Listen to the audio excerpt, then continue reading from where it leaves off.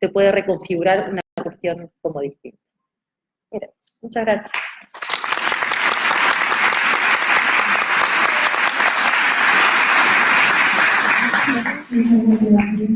Gracias, Marité. Marité estamos viendo hace mucho porque estamos tratando de hacer la transmisión vía Facebook. No sé si lo dije bien. Así que por eso es que la llamamos, para que me ayude.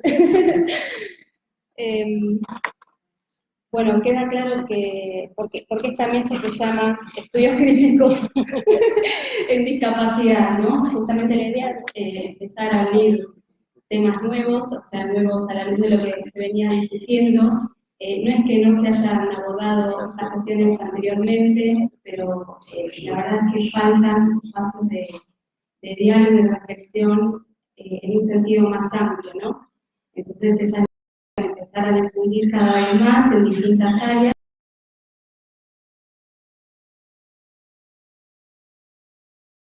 Abrir nuevos interrogantes, ¿no? Bueno, ahora vamos a dar lugar a la exposición de Paula Ganem. Ella es trabajadora social de la Universidad Nacional de La Plata.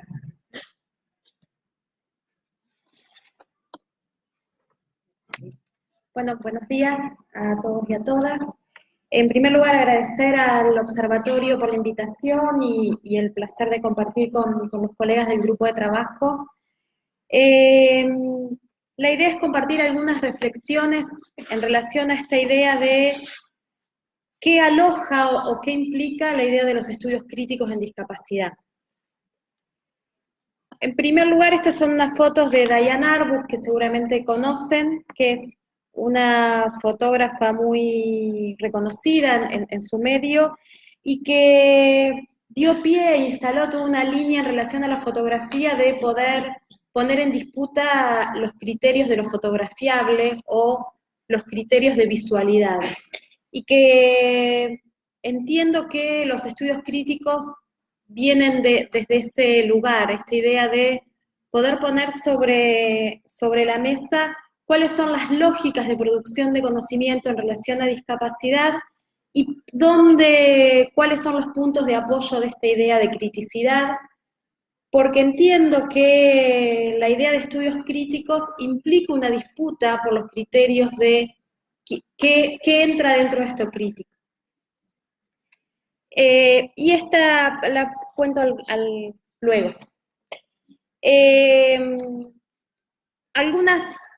Algunas propuestas para pensar.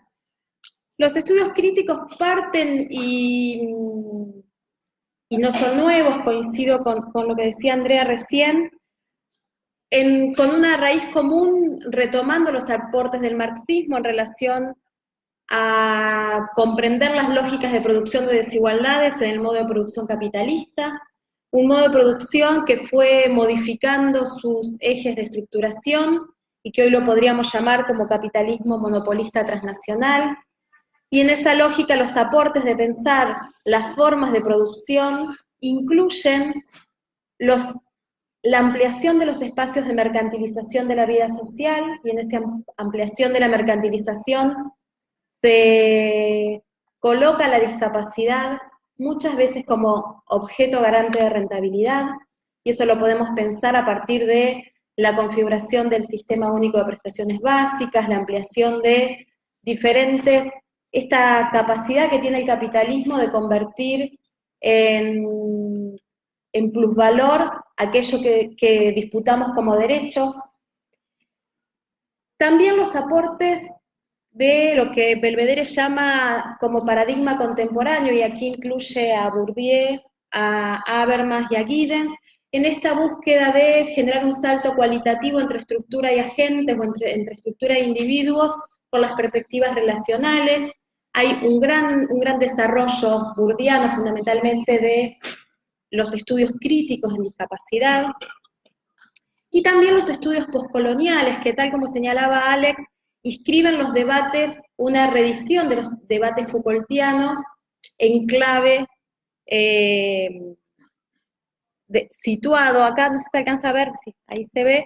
Este es el último planiferio que definió el Instituto Geográfico Nacional de nuestro país, y que lo que viene, digo, porque este giro de colonial no solo le fue pasando a cada una de las disciplinas de las ciencias sociales, sino que a todas, digo, y dentro de la geografía también hay un giro de colonial, y lo que vienen a proponernos es esta idea de que el espacio es construido, el modo en que presentamos el espacio, graficamos el espacio, también esconde ideas de mundo, y esas ideas de mundo nos enseñó que el norte está arriba y que el sur está abajo. Y que la representación gráfica muchas veces no respondía a la efectiva dimensión de los países, sino que aparecía presentado con mucho más grande el norte que el sur. Y el Instituto Geográfico Nacional, con una gran disputa y muchísimas discusiones, claramente no es en estos últimos 2 años, sino que esto fue anterior en nuestro país, propusieron la presentación gráfica del mundo, de un mundo que es redondo y que no tiene arriba y abajo, que es una convención definir quién está arriba y quién está abajo. Por otra parte, con lo que decía recién, los aportes de las distintas disciplinas en su presentación crítica, y ahí podemos encontrar los estudios de la subalternidad en la historia, la filosofía de la liberación, discutiendo con la filosofía más clásica moderna. En el caso de trabajo social, el trabajo social antiopresivo, la pedagogía crítica, la geografía decolonial, y ahí podríamos encontrar cómo cada una de nuestras disciplinas empieza a aparecer esta necesidad de volver a repensar, volver a revisitar las lecturas que veníamos haciendo en clave de cuánto de situado tenían esas ideas en nuestras reales condiciones de vida. Por otra parte, digo, aparecen las discusiones, digo, y que han sido para todos los que venimos trabajando en el campo uno de los hallazgos más importantes y que logró apasionarnos de cierto modo, que tiene que ver con las discusiones entre naturaleza y cultura. Digo, esta certeza que hemos construido de que la discapacidad no se aloja en los cuerpos, digo, o dicho de otra manera, que el déficit es una invención y que también tiene que ver con los modos en que se valoran las configuraciones corporales, y esos modos como se valoran están en relación a las formas de producción de conocimiento y a las lógicas que impone el capitalismo. Los estudios que producen rupturas en relación a las prácticas sociales, a las configuraciones socioculturales, la idea de la configuración de la discapacidad, y a las acciones de los estados-nación en torno a las personas en situación de discapacidad. Y ahí, digo, creo que el debate más fuerte, o al menos, digo, uno también habla desde algunos lugares, y en mi caso como trabajadora social, mi mayor preocupación es desde dónde pensamos las disputas en relación a los derechos y al Estado. Digo, claramente la idea de ciudadanía es una idea que abrazamos durante muchos años y a veces no nos permitió identificar cuáles eran los procesos de homogeneización que terminaban borrando la alteridad.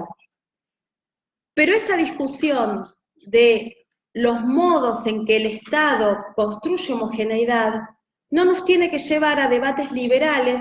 Digo, hasta ahora, y sobre todo en nuestra América, la configuración de estados reguladores y estados sociales, o lo que, como vienen planteando las constituciones ecuatorianas o bolivianas, esta idea del buen vivir, solamente se puede conseguir con un buen Estado. Con un buen Estado que respete las diferencias, pero que garantice los sistemas de protección. Creo que ahí hay una tensión que tenemos que habitar, que tenemos que transitar la incomodidad de cómo garantizamos las configuraciones estatales que alojen las diferencias, que no las borren, que no las conviertan en garante de mercantilización, pero que también se ocupen de esta alteridad. Y el último punto tenía que ver con eso, con las disputas en relación a los procesos de ciudadanización y a la homogeneización estatal. Okay. Así vamos más rápido. Una cuestión que me interesa especialmente tiene que ver con los debates teóricos metodológicos, porque muchas veces, necesitamos encontrar cómo estos debates teóricos se traducen en prácticas sociales. Y ahí una de las afirmaciones que preparé para compartir con ustedes tiene que ver con que los estudios críticos prestan especial atención a las formas en que se produce el saber en relación a la discapacidad. Y uno de los primeros ejes o puntos de tensión tiene que ver con las asimetrías en el lenguaje y la enunciación. La academia produce subalternos y oprimidos para cumplir con los imperativos de turno. Esta es una advertencia, cómo las perspectivas decoloniales no nos vienen a embelezar en esta producción de supuestos subalternos. Ahí más adelante voy a compartir un poquito más en relación a esto, pero tiene que ver con, todos los que transitamos el espacio universitario sabemos que hay algunas categorías que van tomando cierta hegemonía en determinados momentos históricos, y aquellas formas de denominar a determinados grupos que hace 15 años eran tolerables, hoy resultan intolerables y nos colocan en un lugar demoníaco, y seguramente el modo que hoy elegimos y consensuamos también se quedará a mitad de camino. El tema es cómo podemos pensar que estos debates categoriales son un ejercicio de visibilización y denunciación que nos lleva a una pregunta que está en una filmena más adelante, que la traigo de la mano de Spivak, y que ella dice, ¿puede el subalterno hablar? Y eso, ella lo que nos dice es, no es que los subalternos no hablen en términos de enunciativos reales, sino que muchas veces el lugar de la academia ha sido algo que las epistemologías del sur hoy nos invitan con esta idea de la traducción, y que es un concepto, por lo menos, que requiere un debate. Porque esta idea de traducción, lo que nos va a decir Ruffer, es que la condición histórica de la palabra del otro es la hibridez. El otro es sujeto de todas las constricciones sociales que sabemos que tenemos ellos y nosotros, esto de un discurso medicalizante que los produce como personas en situación de discapacidad, un discurso pedagógico que los coloca y que refuerza la idea de la falta, todo eso hace a la configuración del sujeto en situación de discapacidad. Pero no se agota allí. También reconocemos las potencias. Cuando el otro habla, cuando el otro enuncia desde esta hibridez, nos dice Ruffer. Reconocer esta hibridez, que el otro no es completamente oprimido, sino que transita una relación de subalternidad. No es subalterno, porque si no, este proceso de cosificación, volvemos a hacer sino el mismo giro analítico. Ya no lo colocamos como objeto en términos medicalizantes, pero sí lo colocamos como objeto en términos decoloniales. Hay ahí algo que tenemos que transitar, la incomodidad de desde donde, creo que esto que planteaba Alex hace un rato en relación a la alteridad y esta traducción con las comunidades originarias, y que en esa traducción lo que salimos a buscar es lo que tenemos como certeza, ahí me parece que es ese habitar la incomodidad, entender que hay otras lenguas que tienen otra visión de mundo y que podrían estar pensando desde otros lugares. Y ahí, lo que Ruffer nos plantea es esta idea de buscar la táctica metodológica persiguiendo la horizontalidad. Una horizontalidad que de movida va a ser imposible, porque el lugar del otro es desde la hibridez, y tenemos que jugar con esta dupla del subalterno y la subalternidad. ¿Cuánto reconocemos en el otro? Cuando nosotros pensamos en situaciones de discapacidad, podríamos relatar, y seguramente muchos de ustedes también lo podrán hacer, situaciones de alta opresión, sin ir más lejos, si pensamos hace 10 días lo que salió en los medios en relación a las pensiones para personas con discapacidad y al requerimiento de que actualicen los domicilios y si no se los van a cortar, o si nos vamos hace un año con el corte abrupto a las pensiones con discapacidad. ¿Qué nos van a hablar de opresión cuando pensamos que el Estado nos va a garantizar condiciones mínimas de reproducción? hay una clara opresión, hay una clara mirada medicalizada hacia la discapacidad. Pero no, digo, sería un problema epistémico y ético creer que solo el otro es un oprimido.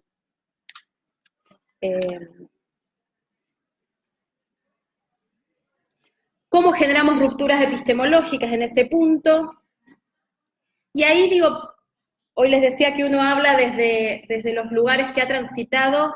Digo, para los trabajadores sociales una categoría fuerte es la categoría de la intervención. Digo, que para algunos va a ser intervención en lo social, otros va a ser intervención profesional, pero entendemos que la ruptura epistemológica que podemos hacer los trabajadores sociales en el ejercicio de nuestra profesión, la encontramos allí, es posible ahí, en los procesos de intervención, porque en el proceso de intervención se produce el encuentro con el otro. Y ahí aparece una cuestión que para nosotros es interesante, que tiene que ver con la categoría de la escucha. Y por eso Spivak nos viene a alertar si puede el otro hablar, porque si creemos que no puede hablar, menos aún lo podríamos escuchar. Y ahí digo, algunas alertas, ¿no? Digo, no es esta idea de recuperar las voces como, digo, la historiografía y la historia oral nos enseñó en la academia de que era recuperar las voces de aquellos oprimidos y que nosotros, que éramos los intelectuales críticos, anticapitalistas, recuperábamos la voz del oprimido, sino que es entender que hay una relación de asimetría, hay una relación devaluada en términos del valor asignado a determinados grupos, y teniendo en claro eso, habitamos la incomodidad desde la intervención. Y acá, volviendo a Ruffer, él dice que la subalternidad, entendiendo la relación de subalternidad, es utilizada como crítica postcolonial. A ver si puedo. Y dos categorías fuertes que tiene que ver con esta idea de la discapacidad y en relación a la intervención. Una de las cuestiones, digo, en la elaboración de mi tesis de doctorado, que recuperó la trayectoria del trabajo social en el campo de la discapacidad en los últimos 40 años, lo que aparecía muy fuerte en términos de los decires de aquellas colegas que habían empezado a ejercer la profesión en la década del 60 y las que lo hacían en la actualidad, era que cuando trabajás en discapacidad tenés otra percepción del tiempo, u otras concepciones del tiempo. Y aparecía recurrentemente, y eso me llevó a revisar qué debates epistémicos suponía la idea de tiempo. Porque algunos lo señalaban en términos de que la persona con discapacidad requería otros tiempos y nos hacía comprender que no hay un único tiempo lineal, que las cosas no se aprenden en este tiempo y que la persona con discapacidad tiene otros tiempos y había que generar las condiciones para que lo tenga. Y otros decían, bueno, cómo a veces ese tiempo que tiene el sujeto en situación de discapacidad no se condice con el tiempo institucional, que dice que en primer grado tiene que leer.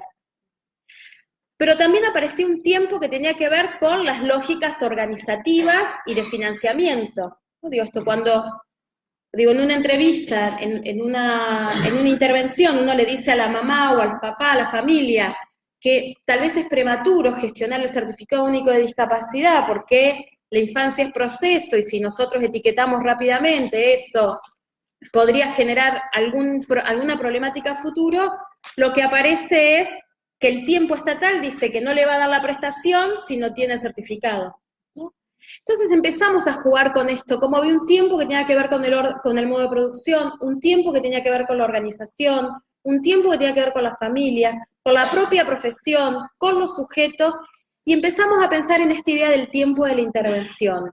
Hay una confluencia de tiempos, que están en disputa, y que en el proceso de intervención atamos o hacemos lo posible por encontrar una temporalidad que aloje, que proteja y que habilite autonomía. Y eso solo es posible con la intervención, o al menos así lo creemos algunos trabajadores sociales. Y para terminar, tomo los aportes de Dussel. Él él propone la filosofía de la liberación y discute fuertemente con la categoría emancipatoria, y él dice, la liberación indica un acto político, de compromiso límite, de lucha, de crear lo nuevo. Emancipación significa una dimensión jurídica más edulcorada, disminuida de enfrentamiento a la vida. Y creo que quienes venimos trabajando, o al menos aprendiendo desde estas perspectivas críticas, lo que nos fue pasando es cierta emotividad frente a la escucha, indignación frente a las injusticias y a las opresiones, y eso operó como razón de ser de las intervenciones y de las investigaciones en el campo de la discapacidad. Muchas gracias.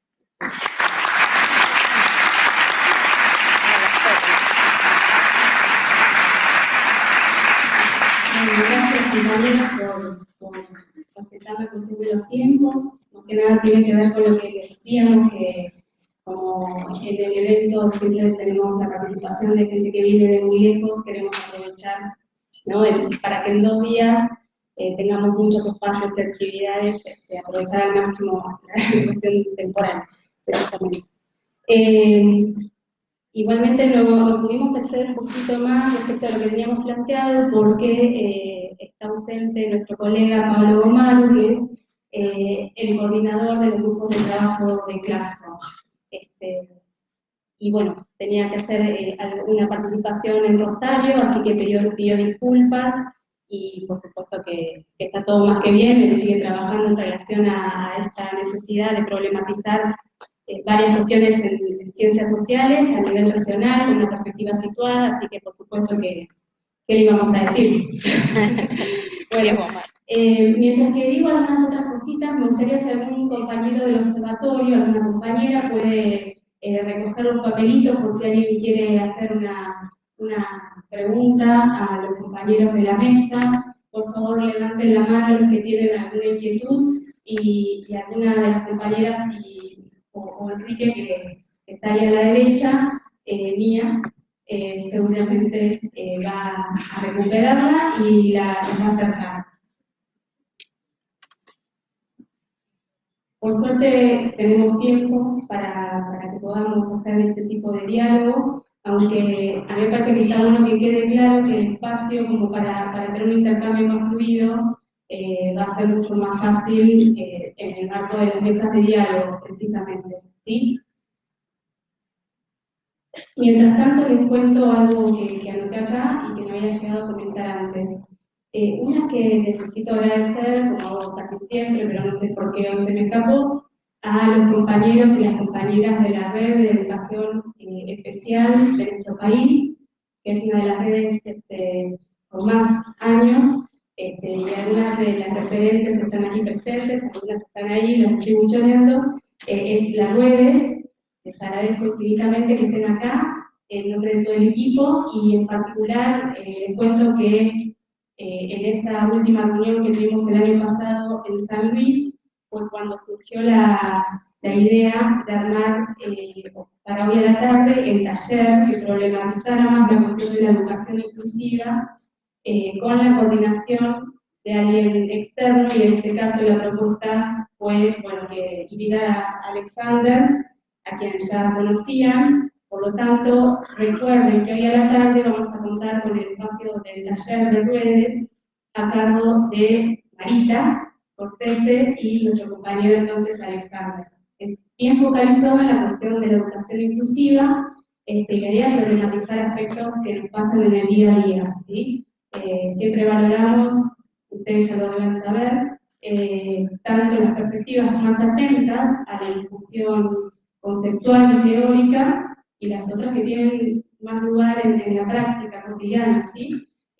Nosotros no segregamos a ninguna, parece que son todas necesarias. Lo digo porque a veces hay críticas, ¿no?, de unos para los otros, no, esto suena más que teórico, no entiende nada, y al revés también, y la verdad que el diálogo me parece que es lo más importante. Y por último, en este marco, quería recordar que próximamente, en el mes de noviembre, vamos a contar con un coloquio que va a ser en Medellín. Ahora le doy la palabra a Alex para que comente acerca de este coloquio, porque él tiene todos los detalles y están todos invitados.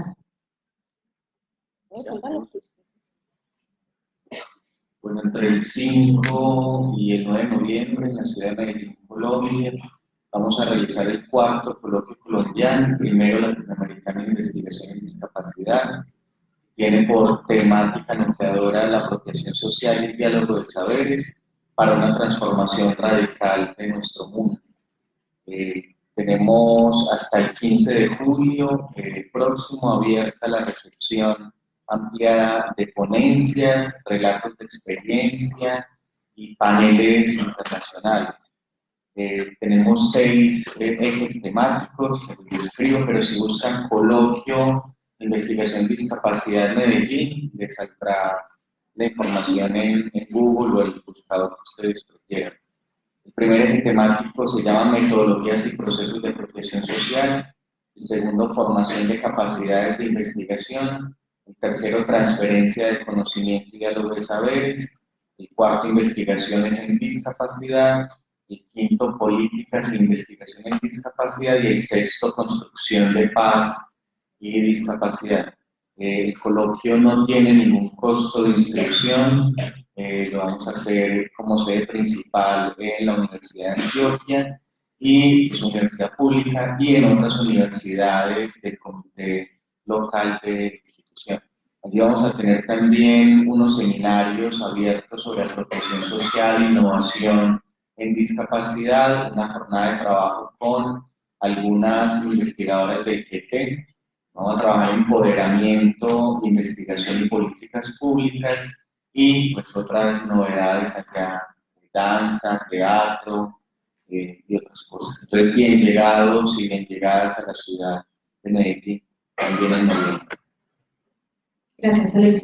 Y antes de pasar a estas dos primeras y muy interesantes preguntas que nos hicieron llegar, les cuento que este miércoles, el día 6, a partir de la 1:30, vamos a contar también con la posibilidad de un seminario taller a cargo de Alex y de una compañera, Tobón, Angélica Tobón. Así que también están invitados. No podemos dar certificados porque en realidad está planteada como una actividad del observatorio para discutir entre nosotros, pero están todos invitados igual porque siempre es bienvenida la participación de todos los demás. Es un aula grande, si ustedes avisan al correo del observatorio que van a asistir, mucho mejor, pero es un aula bastante amplia. Bueno, la pregunta, sí, a la 1:30. Y va a durar hasta las 6 porque después ya no tenemos más aula. El aula está buena, pero tenemos un tiempo limitado, es codiciada. Entonces, a Paula, ¿desde qué autores retomás la noción de escucha? En la tesis trabajé mucho con Alfredo Carballeda, que es trabajador social, con Carlos Escliar, y para esta, y la tesis ya tiene 2 años, así que en este tiempo lo que fui como volviendo, más en términos decoloniales, o al menos preguntándome por la enunciación, por lo cual estoy en proceso de indagación, en esta, complejizar la categoría de escucha. Pero desde lo disciplinario, mi doctorado fue en trabajo social, así que el eje estuvo puesto ahí fuertemente con Carballeda y con Escliar.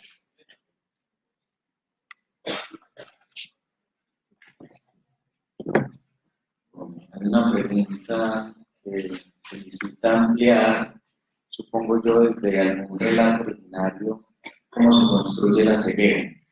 Entonces, desde el pueblo Olmeca, en uno de los Hagler, aparecen 2 personajes, Toma y Quecha. Toma es el sol y Quecha es el sol. Pero Quecha es la dimensión solar traviesa. Entonces todos somos en cierta medida quechitas también, ¿sí? Somos traviesos, el desobediente. Y hay una historia allí entre Toma y Quecha. Cuando digo historia, estoy recordando hablar de un relato de origen, un relato explicativo del mundo para este pueblo, en donde el travieso comete una atrocidad y se transforma en un huevo para volverse un animal, y como castigo le pinchan los ojos a Quecha por travieso. Hasta ahí puedo contar por ahora. Hasta ahí puedo contar. En términos de lo que uno pudiera insistir en claves de relacionamiento, sería no asociarlo con castigos y brujería o maldición. Sería bueno, insisto, lo primero que tal vez desde los modelos convencionales de discapacidad uno trae a cuento, sino a cómo el ver para este pueblo también se conoce como Nikkei. Y el Nikkei es una visión no fisiológica de los fenómenos del mundo. El Nikkei es como la tercera visión, la visión interna. ¿Sí? Y cómo el que le pinche a Quecha vuelto pájaro los ojos termina enseñándole a ver de otra manera, ¿sí?, la relación con los seres.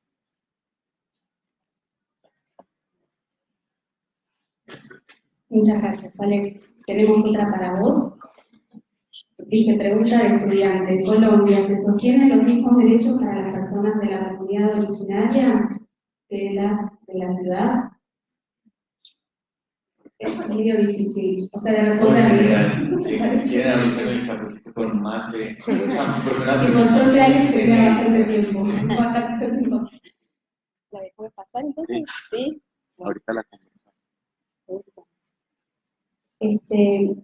Para María Noel Memé, ¿cuál sería específicamente el rol de las acompañantes sexuales?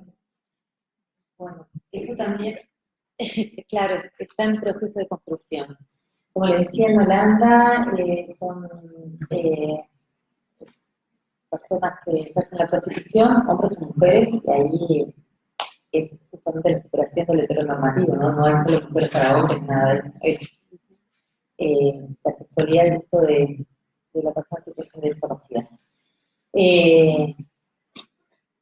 El tema es que cuando se distancia la prostitución, que la prostitución tiene como un objetivo bien claro, generar dependencia del otro y que cuanto más venga a mí, mejor porque gano más plata, es crear una figura antagónica a esa que promueva la autonomía de los sujetos. Y ahí hay discusiones entre si lo coital entra o no entra, que eso se va a llegar a un acuerdo a través de un contrato de trabajo entre las dos partes. Hay distintas posturas, los franceses más que nada están como diciendo si lo coital entra, los suizos más o menos. Hay como, y acá por ejemplo en este curso con Lina Tairano, que si tienen la posibilidad de hacer algo con eso, es una maravilla que tengan ustedes a personas tan formadas en soledad y capacidad. Esa cuestión de, bueno, hasta dónde trascender los límites corporales de uno y otro. Y por ahora lo que va a hacer, pues, se está poniendo sobre la mesa esta cuestión de, bueno, la asistencia sexual o acompañamiento íntimo y erótico no tiene por qué estar, no tiene por qué ser el fin lo coital, ni mucho menos, sino que lo coital puede ser una parte que se pueda llegar a estipular y contratar entre las dos personas intervinientes, ¿sí? Pero el acompañamiento va por otra cuestión bien distinta. Quizás es un tema como que está recién poniendo el tapete, quizás ni tenemos la dimensión que tiene. Imagínense cuerpos absolutamente dependientes de otros cuerpos que no son tocados casi nunca, solo para ser bañados, para ser vestidos, o sea, es una cosificación absoluta de estos cuerpos que están llenos de emociones y que posiblemente la forma de exteriorizar estas emociones, posiblemente no, la mayoría de las veces son bien distintas a las que estamos acostumbrados y acostumbradas. Entonces, son otros cuerpos que son los mismos cuerpos, con deseos, sensaciones, emociones, que tienen derechos y tenemos obligaciones a generar cambios en nuestras normatividades para generar el disfrute corporal, sexual, emocional, de todos y todas. ¿Sí? Hay, por ejemplo, en la entrevista con esta que les contaba, la Suiza de Cuerpos Solidarios, les enseñan, por ejemplo, es un trabajo de ida y vuelta.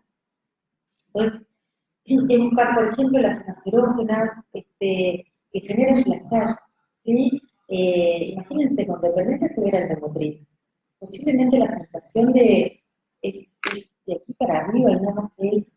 Pues hay zonas erógenas que son las orejas, hasta tocar un cachete con un mimo distinto, eso ya es sexualidad y eso genera otra cuestión con uno mismo, ¿sí? Se ha tocado de manera distinta, no de manera higiénica, por la higiene, sino porque es un cuerpo deseado, deseable y que está con posibilidades de conocer, expandir sus sensaciones y emociones.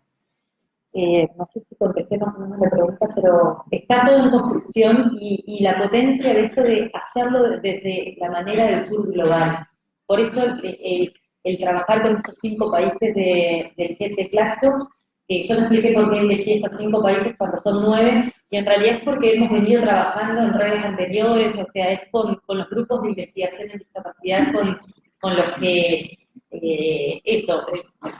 en el año pasado en Lanús tuvo un encuentro y que por favor ayúdenme, Argentina me pasó los tickets de Argentina, Alex y Aleida me están ayudando con lo de Colombia, lo mismo en Costa Rica y en México. Esa cuestión para eso están los grupos de estudios críticos, porque uno sabe con quién se encuentra y hasta dónde puede pedir y saber que el otro está en la misma sintonía.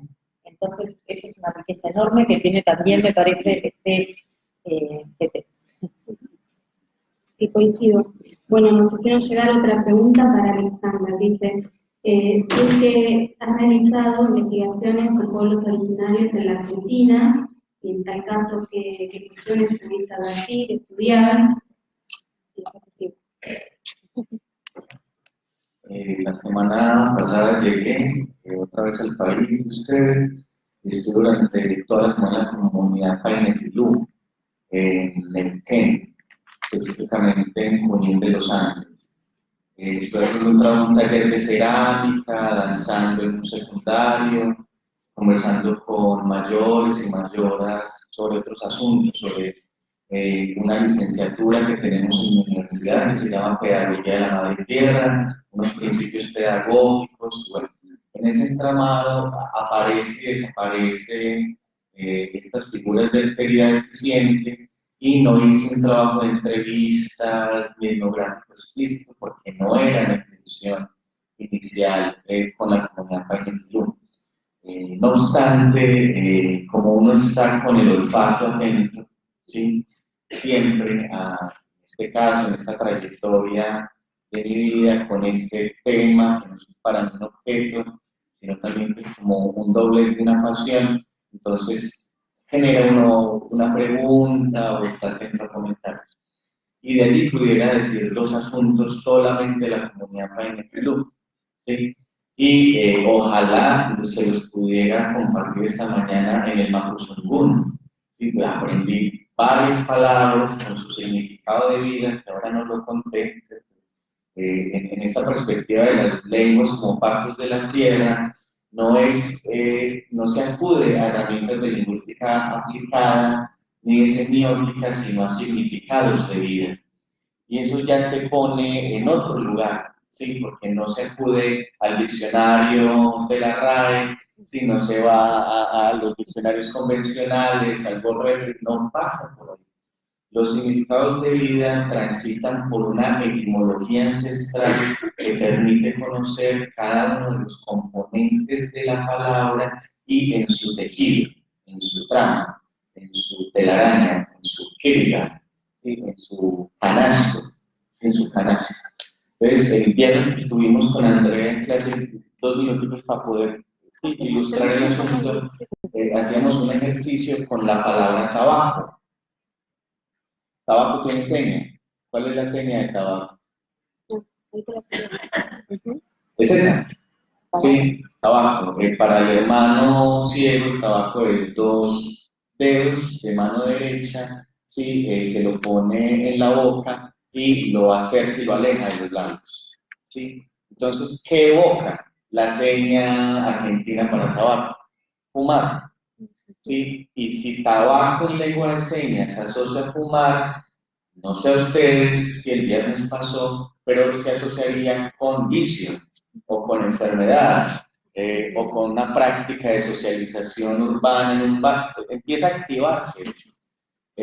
Para hacerme entender, entonces en lengua muñeca y funciona distinto según cada pueblo y cada lengua, ahí es donde está el potencial de colonizador del ejercicio. En esta lengua específica, tabaco es diona, y diona, lo deletreo es D, y gutural, o y engolada, que es una cruz, digamos. Entonces, sería la cruz en dáctilo, sí, así. O-N-A, ¿sí? Deona. En el sistema braille es fácil, ¿no? Hacemos el más. En lengua de señas, como esta lengua tiene 6 vocales, ahí de pronto pudiéramos ir complejizando el diálogo entre sistemas, ¿no? De significación, repente. Bueno, entonces, di significa sangre y esencia, o pronombre tú, usted, vos. Y na proviene de nana, que es todo y naturaleza. Entonces, tabaco no es ni de cerca esta seña, ni de cerca, ¿sí? Lo mismo pasa con la palabra tabaco en castellano. ¿Qué significa tabaco? Si sacan el diccionario, ¿no? No hagan trampa. ¿Qué significaría tabaco? ¿Sí?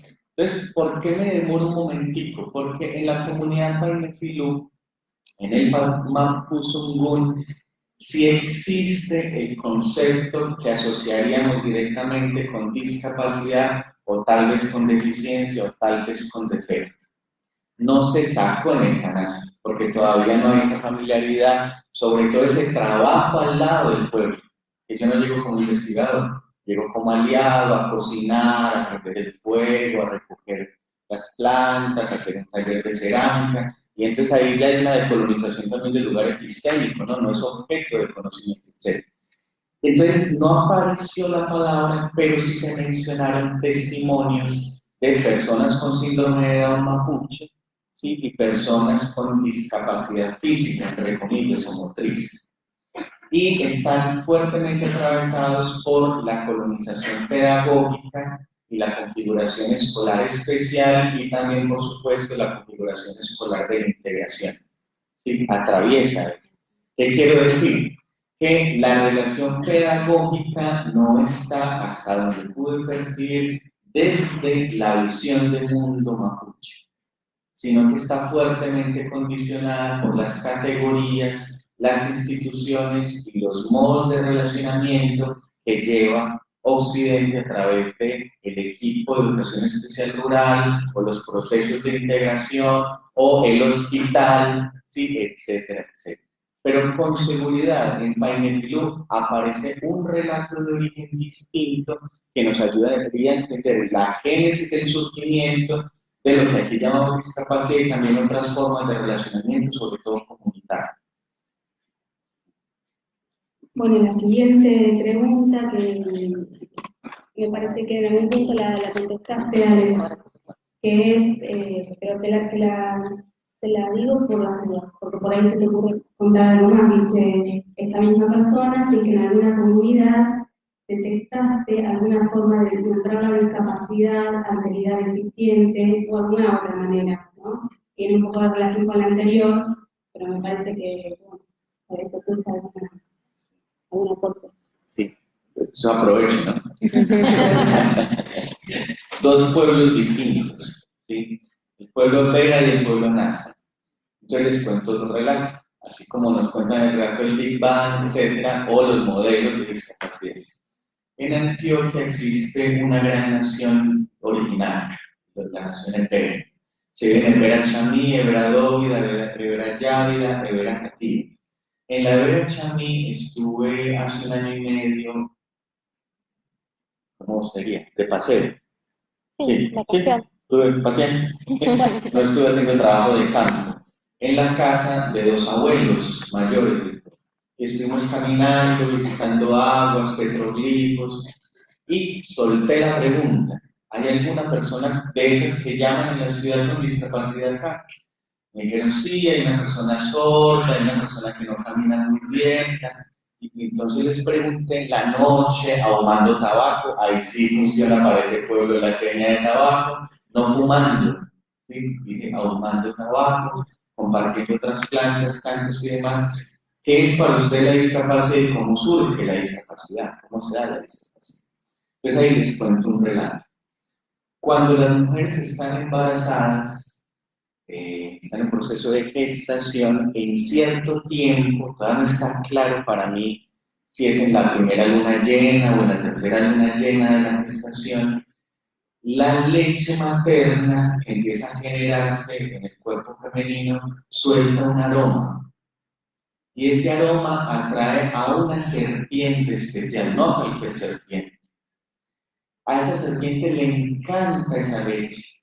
Y la serpiente viene de la montaña y busca la manera de subir a la cama de la nueva madre, se enrosca, si no hacen las contras o las protecciones que saben hacer ellos, se enrosca en el seno, bebe la leche materna en esa tercera o cuarta luna llena de gestación, y a través de beber la leche entra una energía, sopla una energía al bebé, dicen los abuelos y las abuelas. Y ese bebé, cuando nace, voy a intentar no traducirlo al DSM-5, ¿sí? La batalla permanente, ¿sí? Desmedicalizarse, ¿sí? A otras categorías y demás. Cuando nace ese niño o esa niña, una de las singularidades de sus atributos, de sus potencias de ser, es que va y viene del mundo material al mundo espiritual. Ya estamos hablando de otra cosa. Entonces, ¿qué sería ir y venir entre el mundo material y el mundo espiritual? Y otro pueblo, hasta ahí dejo un pueblo de y otro pueblo en el sur de Colombia, en Nasa, un pueblo como el mapuche, militante, de tomas de territorios, etc., construyó a través de los sabios una palabra para nombrar a las personas con discapacidad. Todavía no la sé pronunciar bien, no he llegado en estos últimos meses a ir al territorio Nasa. En la lengua Nasa Yuwe, la traducción de discapacidad sería sabedor. Sería el que más sabe de cierto asunto en la comunidad. Entonces, ahí ya es otro concepto, ya es otra dimensión del humano la que aparece con esa palabra. Sin duda recordé, porque tengo la cara de ser Foucaultiano desde hace muchos años, entonces recordaba con estos relatos y con estos conceptos a la historia de la locura y también a los anormales. Y pues a nuestro querido Foucault le faltó también ese capítulo. Bueno, muchas gracias. ¿Alguna de las compañeras que quiera comentar algo en relación a eso? Andrea, ¿puedo hacer una pregunta? Sí. ¿Puede ser que en la Argentina haya acompañantes sexuales, pero que se contacten las familias y estos que no sean visibilizados por miedo a la sanción legal y sean vistos como prostitución? En Argentina y en todos los países. Sí. En Argentina lo que tienen por suerte son espacios de información, entonces no queda tan pegada a la prostitución y se están distanciando de esta prostitución. Pero de hecho, en todos los países en los que he realizado entrevistas ahora, tanto campo y eso, de hecho alguien lo hace. Y en el entramado de lo que sea lo familiar y lo privado, de lo que salga hacia afuera, y por lo menos sea alguien ajeno en el entorno familiar, ya es un respiro para en principio, para la propia persona en situación de discapacidad, por dependencia severa. Y sí se hace, no está mal que se haga. Y la que tenemos que mandarnos a veces. Dejar de cosificar sus cuerpos por creer que no, porque no se mueven, no sienten lo que tienen en su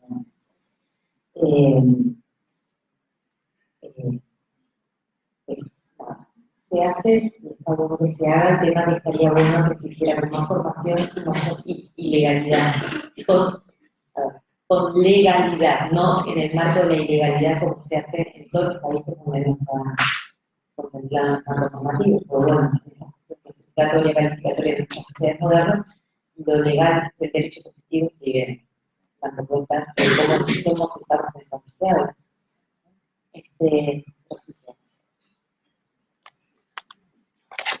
Gracias. ¿Tú querías comentar algo? No, en realidad también a Mehmet como pregunta, digo, en relación al trabajo sexual, digo, y las discusiones que hay en relación a, digo, dentro del movimiento de mujeres, si es trabajo o si es explotación, ¿no? Digo, ¿qué venís viendo? Bueno, una de las aristas que es súper interesante de pensar la prostitución es que uno elige, a ver, lo que en la mayoría de los países se está viendo es que la asistencia sexual o acompañamiento íntimo y erótico no sea el trabajo que te da de comer, sino que sea una forma de intervención en lo social desde otra mirada, otra postura y con formación específica en eso, ¿sí? Entonces, de marcar la cuestión ahí también habilita a distinguirlo de yo de esto no vivo, sino que es parte de un proceso de apropiación de ser y estar en sociedad donde la intervención social también puede tener necesario. La gente esta de Cuerpo Solidario de Suiza me insiste el año pasado que yo tengo la potencialidad de ser asistente sexual, ¿sí? En su momento me paralizó, pero después en el ir y venir, como uno puede elegir en el contrato con el otro, no sé, capaz que sí, capaz que no. En esta cuestión de formarme y formar gente para poder repensar la temática desde otras potencialidades. Esto que traes tú, Paula, es clarísimo porque cuando planteamos el tema el año pasado en el marco de esto que les decía yo de la Secretaría de Discapacidad de la Central Única de Trabajadores, enseguida me aparecieron la Comisión de Género. Y me parece genial, a lo cual es genial, pero lo sentí como una reproducción de lo que era normativo. ¿Por qué estaba ahí ese grupo de mujeres? Estaba bien, pero ¿por qué pensar que la asistencia sexual era de mujeres y hombres? ¿Por qué era ese grupo el que estaba reivindicando esto no se hace, esto es abuso de los cuerpos? Cuando en realidad la asistencia sexual o acompañamiento íntimo y erótico no va por ese lado, va por otro lado distinto, y en la potencialidad de elegir cómo conocer las personas con dependencia severa sus cuerpos con un otro que sea del género que sea, según la opción de la persona en situación de discapacidad. No sé si te respondo. Sí, no, es interesante porque inclusive, digo, un poco esto de, digo, claramente las mujeres, digo, hemos tenido mayor desarrollo, digo, en la actividad, digo, de la prostitución, pero también mayor capacidad de poner en discusión, digo, ahí hay como una tensión ahí entre pensarlo como trabajo, pensarlo como explotación, pero que no tiene que ver a veces ni siquiera con la tarea en sí mismo, sino con las condiciones, digo, digo, las mediaciones que se producen y que la explotación va por ese lado, digo, ¿no? Entonces seguramente un varón que se prostituye no se colectivice en la demanda, digo, ¿no? Que creo que también tiene que ver con la potencia de las mujeres en el marco, digo, por ahí, esto señalando, digo, ayer fue el tercer aniversario del Ni Una Menos y me parece que destacar que el campo de la discapacidad es un campo que ha sido históricamente muy feminizado, lo sigue siendo, y requiere otra revisión, digo, del lugar que hemos tenido las mujeres, porque el patriarcado también nos configuró como sujetos, digo, y muchas veces en relación a todas las discusiones sobre el cuidado, digo, uno tiene los atravesamientos propios de su condición femenina. Digo, solo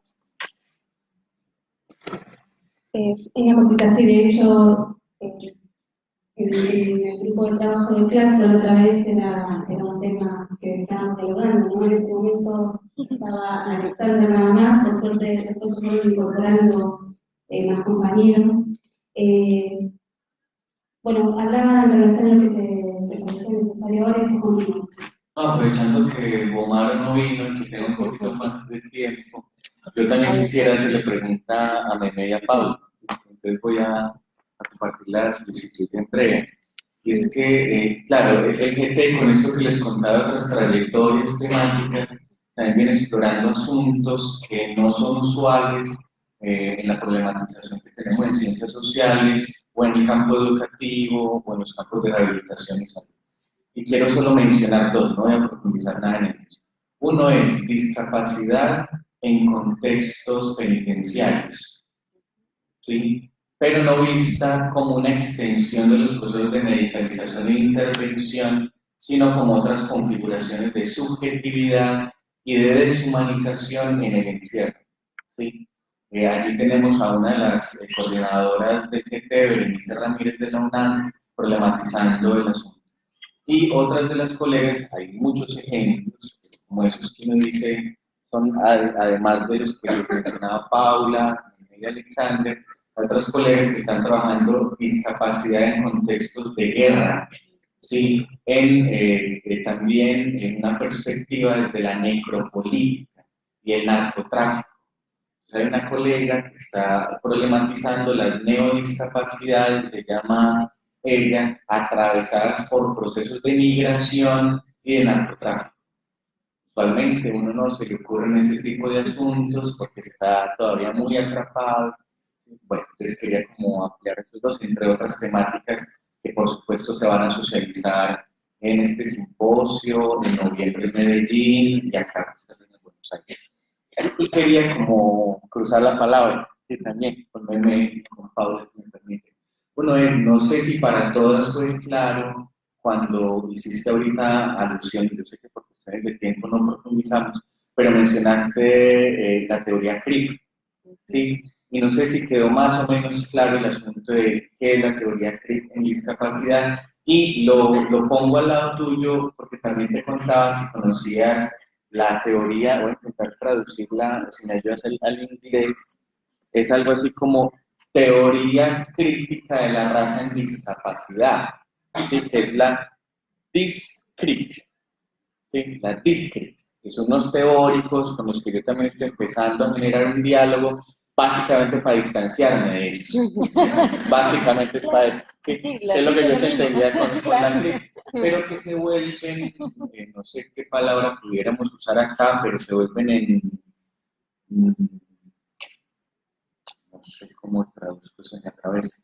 Bueno, como nuevas modas, sí, sería el más genérico, sí, nuevas modas que vienen de la antropología o de otras disciplinas y que uno, así como nos pasó, y una vez me someto a crítica acá, como nos pasó en su momento con el modelo social de la discapacidad y todos empezamos a neocolonizar, eso lo debatimos en el primer capítulo del libro que vamos a publicar como GT, si rapidito eso se nos volvió el esquema, así como en educación especial, rapidito se nos volvió el esquema interpretativo de educación especial, hay que superarla por la integración, y luego la integración, la educación inclusiva, y luego la educación inclusiva, la educación para todos. Perdón. Sí, me excusé con esa interpretación, pero bueno. Sí, porque son esquemas muy sencillos y lineales de comprender las complejidades del humano. Entonces, aprovecho, sí, por el cruce con la teoría crítica de la raza en discapacidad y la teoría CRIP, a preguntar si de pronto puedes ampliar dos, tres ideas. A ver, todo un proceso de investigación, además la teoría CRIP está en inglés, todo, salvo Soledad Arnaud y Moscoso. No hay mucha gente que la lleva en español. A ver, y hacen mucho hincapié en lo que son los cuerpos de teología, la posibilidad de interpretar los cuerpos desde trascendiendo lo heteronormativo. Es una primera instancia que me parece sustancial y bueno, es una forma distinta de hacer una lectura de estos cuerpos de la modernidad que son clasificados, colocados según normalidad y anormalidad a partir de estándares o, como dice la gente de la UNED, de la ideología de la normalidad. La teoría CRIP propone otra cuestión, va un poco más allá, a mi gusto, y soy alguien del norte, lo lamento, esa cuestión de, que va mezclado con lo de la moda, esa cuestión de sacar una idea, que esto es genial, nos parte la cabeza todo, y en realidad parte de una moda que puede quedar en el entramado de nada de eso. Por eso me parece que la potencia que tenemos desde los estudios decoloniales le permite hacer otra vuelta de tuerca a esto que plantean desde el norte global, que es la teoría Fripp, con esta perspectiva más nueva de los disability studies y la confusión con la teoría Fripp, en un norte global donde estas disputas se dan en este entramado. Ahí me parece que nos tiene que quedar como claro que tenemos una potencia enorme como latinoamericanos para generar conocimiento a partir de lo que son nuestras prácticas, nuestra realidad, nuestras vivencias, nuestras emociones, nuestras formas de entender el mundo. ¿Sí? Que no tenemos que estar siendo reproductores hegemónicos del norte global. Y ahí me parece que tenemos que animarnos a pensar y a cambiar las estructuras que hemos interiorizado desde siempre. ¿Sí? Somos sociedades supuestamente civilizadas gracias a los pueblos del norte que nos vinieron a civilizar, ¿no? Y lo tenemos tan interiorizado que lo reproducimos como si nada. Hay que hacer cortes reales en todo eso, ¿sí? Entonces, si lo llevamos al ámbito de la discapacidad, completamente distinto que eso. Yo cuando decía, bueno, en otros países que dicen asistencia sexual, acompañamiento íntimo y erótico. Yo estoy segura que por acá, en el sur global, voy a encontrar otro término que condense otra cosa distinta y estas dudas que cómo se elige la prostitución, qué es lo que se hace, se lo covital, no covital, todo eso se va a ir dando en un pienso colectivo en nuestros 5 países de trabajo de campo. Que recién comenzó, pero ya lo que ha comenzado es sumamente rico, ¿sí? Y en esta posibilidad de pienso una forma de nombrar que nos nuclee a los latinoamericanos en este rol y figura que, bueno, el norte global lo están haciendo de esta manera, que está bueno saberlo, por eso las entrevistas en trabajo de campo allá, pero también que hay una forma, una especificidad, una particularidad que la podemos llevar adelante nosotros y que puede ser, no sé, 10 veces mejor que la de ellos y capaz que seamos ejemplo para el norte global. Cambiemos eso, así como Paula planteó dar vuelta, bueno, esa cuestión de dar vuelta no lo planteó Paula, esa cuestión ¿no? a posicionarnos desde ese otro lado. No somos los que estamos debajo. Estamos en todo caso en igualdad de pienso, de sensaciones, de percepción, de crear y producir conocimiento en formas sistemáticas por nuestras propias vivencias y particularidades. Ahí tenemos un potencial enorme. Y puedo una receta de contar en la última reunión del GT de Estudios Críticos de Claxo, que fue en diciembre en Montevideo, tiramos la pregunta, ¿ustedes se acuerdan de cuál es el sujeto en la discapacidad? Y yo creo que a todos nos quedó la cabeza dando, uno puede decir automáticamente, el sujeto en la discapacidad es la persona en situación de discapacidad. Con esta presunción, así esa cuestión, lo que hicimos allá en Uruguay fue hacer tertulias sobre esta temática. Tiramos la pregunta en distintos espacios abiertos de la academia, de la arena política, de familiares, o sea, quien quisiera escuchar y opinar intuitivamente, pero en un proceso de construcción conjunto, estuvo habilitado y fue sumamente rico. Porque al final termina siendo como el último que es el sujeto en la discapacidad, es la persona en situación de discapacidad, porque se empiezan a mediar cuestiones de pienso de nosotros que unidireccionalizamos nuestras prácticas de intervenciones en torno a la discapacidad.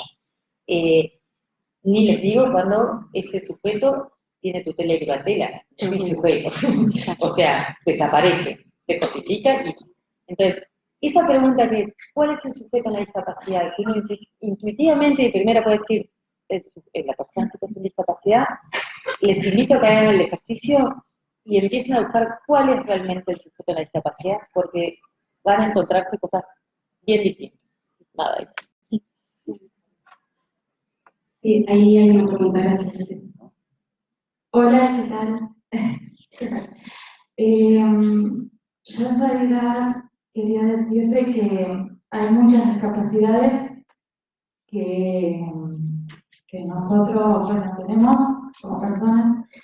Yo quiero decir que hay muchas discapacidades diferentes en realidad, en muchos lugares del mundo. Ahora veo que muchos lugares que acompañan ahora.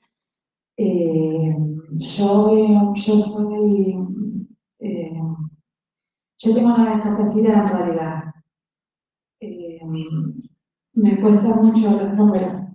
Eh,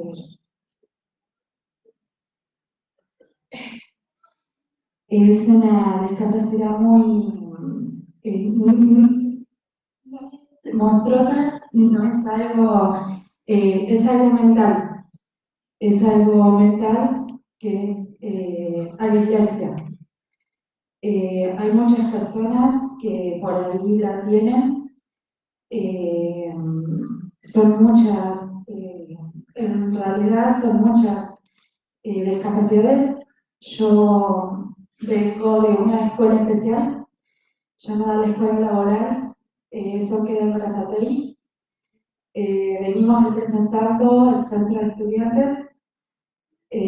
Bueno, en esa escuela nosotros, tenemos Quilmes, Berazategui, La Plata, Mar del Plata me parece y otras más.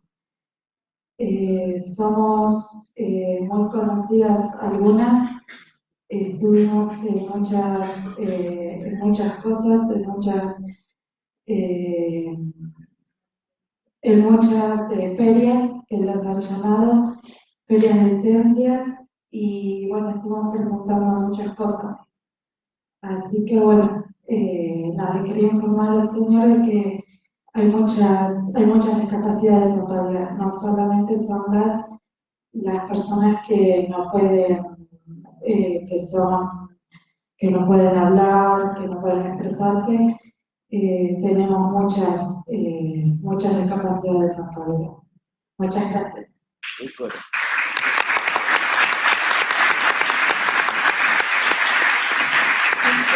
su aporte y saludamos y damos la bienvenida, por supuesto, ya lo hicimos, ¿no? Pero a distintas instituciones que a pesar de algunas dificultades en el sistema educativo pudieron permitir la participación en el evento.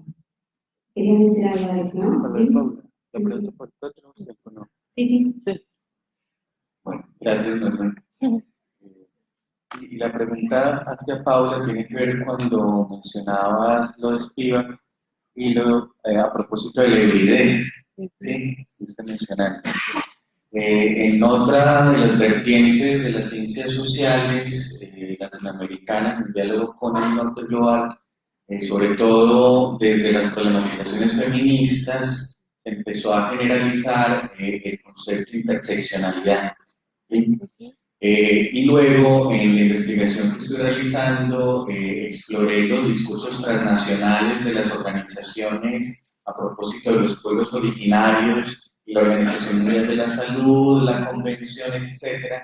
Y encontraba que ellos hablan de la doble discriminación o la triple discriminación como una sumatoria de opresiones o de situaciones. Y pues de golpe la interseccionalidad invita a otros asuntos, ¿no? Entonces quería preguntarte, desde el planteo que hiciste en la mañana de hoy, cuáles serían esas conexiones entre la hibridez, ¿sí? Y esta perspectiva de la sumatoria de las opresiones. Eso hay que cogerlo con pinza, ¿no? Bueno, sumamente interesante la pregunta, digo, ahí creo que un poco esta idea de la hibridez, digo, Spivak, que es una intelectual india, y ella produce esta pregunta de si puede el subalterno hablar a partir de las múltiples situaciones de opresión de las mujeres y la interpelación es a las académicas feministas en relación a que siempre hablan por ellas, ¿no? Por estas mujeres, e instala esta idea de, en esta pregunta, si las subalternas en este caso pueden hablar, lo que interpela es el rol de la academia en sus enunciaciones, ¿no? Digo, si bien algunos, digo, dentro de la misma línea y quienes vienen desarrollando estudios con los aportes de Spivak se instalan en esta idea de la interseccionalidad como posibilidad de comprender, digo, esta idea, no sé si todos manejan el tema de la interseccionalidad, pero lo que van a plantear dentro, digo, de las críticas al marxismo más tradicional es que hay algunas desigualdades y diversidades que no pueden ser comprendidas exclusivamente desde la lógica de la distribución de la riqueza. Hay otras formas de padecimientos, de opresiones, de subalternidades que ameritan ser nombradas y comprendidas, que claramente hay una acumulación de desventajas en esto, como señalaba Alex, de esta sumatoria, pero que no, quienes trabajamos con personas en situación de discapacidad, siempre planteamos que no es lo mismo estar en situación de discapacidad, de acuerdo a la clase de pertenencia. Y esto tenemos una multiplicidad de ejemplos, que no es lo mismo en relación a si un niño o un joven tiene cobertura de seguridad social si no la tiene, eso es como, como un acuerdo, como un piso de acuerdo. Pero si empezamos a mirar, la condición de pobreza o de falta de algunos activos económicos no nos explicarían estas trayectorias de las personas con discapacidad. Empiezan a operar otras cuestiones.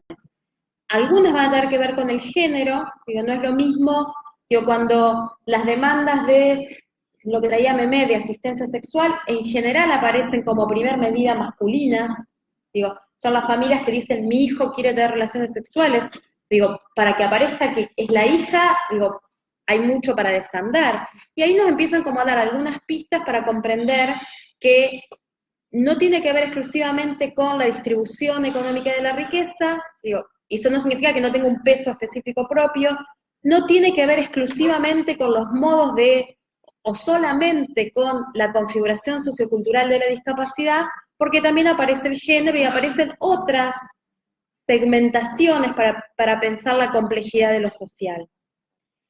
Y en ese punto, yo no he estudiado en relación a los pueblos originarios de discapacidad, la verdad que es la primera vez que escucho algo y es sumamente interesante, pero sí, algo he leído en relación a las discusiones de los pueblos originarios, que es, y acá, bueno, en Quilmes hay también varios barrios, en La Plata hay un barrio que es el barrio de los Cuom, ¿no? Y que una de las primeras dificultades cuando empezó el proceso de autoconstrucción, que fue una política habitacional a fines de los 80 de la provincia de Buenos Aires, que era que aquellos que se reconocían como pertenecientes a pueblos originarios tenían algunas facilidades para la autoconstrucción de la vivienda. Y ahí empezó como toda la discusión porque partían de la idea de la identidad como adscripción. Entonces empieza a aparecer esta idea de cuáles son los sensores de la indianidad, ¿no? Decían los intelectuales, porque decían, bueno, ¿cómo sabemos que alguien, desde lo físico uno podría decir este seguro es mapuche, pero cuando hablabas con él decía, no, yo no, ¿por qué? Porque era algo vergonzante, porque era algo que lo colocaba en desventaja. Y en ese proceso de autoconstrucción lo que apareció muy fuerte eran las disputas, porque los que no se reconocían pertenecientes a comunidades originarias tenían las mismas condiciones de pobreza y decían, ¿por qué a ellos les toca y a nosotros no? Si en términos de pobreza era igual, ¿no? Y creo que hay algo ahí para poder seguir pensando, primero ratificando que las condiciones materiales de vida, tienen un peso específico en nuestros análisis, pero cómo hacemos dialogar con estas otras caras, de las mismas, porque, lo complejo de la realidad es que viene toda desordenada, lo que nuestra pretensión siempre es tratar de armar algún ordenamiento para entenderla, y en esos ordenamientos a veces reducimos complejidad en exceso, ¿no? No sé si respondí. Sí, gracias. ¿Hay alguna otra pregunta? Bueno, sí queda claro por qué nos interesó como observatorio formar parte de este hermoso grupo de trabajo. A mí particularmente al principio me costó engancharme porque no conocía a estas personas y porque como siempre estaba a las manos con todo, pero por suerte Andrea Gaviglio contactándose con Laura Sosa, a quien no había mencionado antes, por eso la traigo a colación, nos insistió, y bueno, Laura junto con Berenice Ramírez de México y Alex fue armando y posteriormente coordinando esta red hermosa que bueno, una vez que uno la conoce, no se quiere de ninguna manera escapar de ella, todo lo contrario. Lo digo como para invitar a todos y a todas para que sigan acompañando este tipo de discusiones, de la mano, por supuesto, de trabajos de investigación y mucho más allá, que tienen que ver con las voces de las distintas personas, en este caso con discapacidad, que van asumiendo, por suerte, roles protagónicos también en el campo académico, ¿sí? En el campo de investigaciones y en las distintas organizaciones de pertenencia. Si no hay otras inquietudes, entonces vamos a ir cerrando este panel. Recuerden que todos vamos a estar todo el tiempo participando en todas las actividades, por si alguien quiere conversar con alguno de los compañeros de este panel. Vamos a después mencionar nada más esto, que es la proyección de un audiovisual sobre discapacidad visual, que se llama La Cama Invisible, así que en un ratito va a tener lugar eso. Por supuesto, vuelvo a invitarlos a todos y a todas a bajar, porque tenemos el servicio de lunch de la Escuela 504 de Solano, que está haciendo chivo. Y lo otro que quería también recordar es el tema de la accesibilidad en relación a los programas y básicamente el braille. Yo comenté algo al principio, pero bueno, quiero agradecer a Karina en particular, que gestionó, Karina Villano, que es parte del equipo del observatorio, que gestionó junto con Cintia algunos programas en braille. Pudimos imprimir muchos por la gestión presupuestaria que ya habíamos mencionado, pero bueno, contamos con el QR que pegamos aquí en el pasillo, por si quieren bajar el programa al celular. Tenemos entonces, les decía, algunos programas en braille para las personas que habían avisado con tiempo que iban a necesitar eso. Lo mismo la cuestión de los intérpretes. Nosotros no tenemos la posibilidad de convocar a muchos porque es también una asignación presupuestaria importante. Por suerte contamos, reitero, con Bárbara y con Leo, además del equipo. Pero bueno, tratemos, la reitero al equipo del observatorio, de si se acerca una persona sorda, entonces organizarnos lo mejor posible al momento de las mesas simultáneas de diálogo, ¿sí? Porque bueno, no podemos descuartizarnos a los compañeros del equipo de interpretación.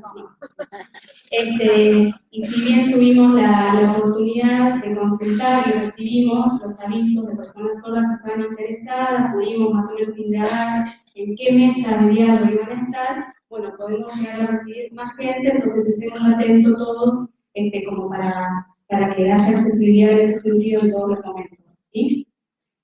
Bueno, les agradezco nuevamente y la seguimos en un ratito, a las 12, a las 12 nos volvemos a encontrar acá. Gracias.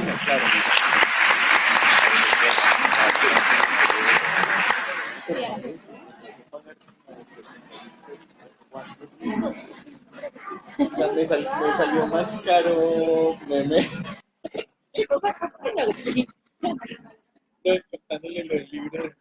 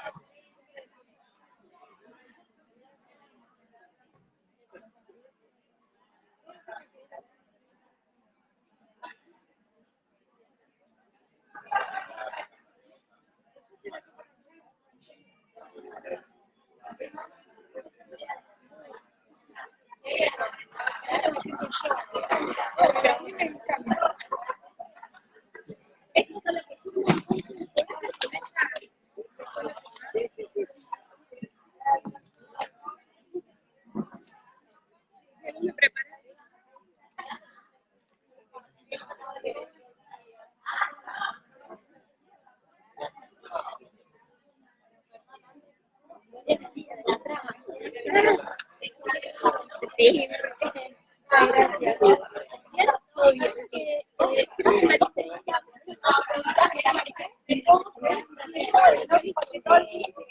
venga a probar acá.